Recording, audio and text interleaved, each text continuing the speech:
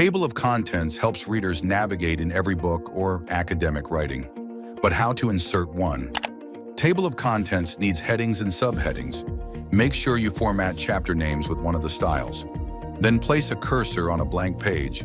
Go to References, Table of Contents, and choose one of the styles. Your table of contents is ready. In the settings, you can customize it. Show or hide page numbers.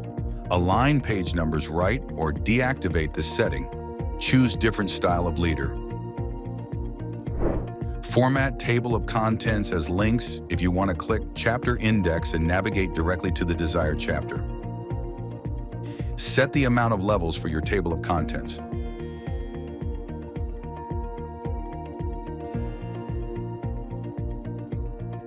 And customize the style.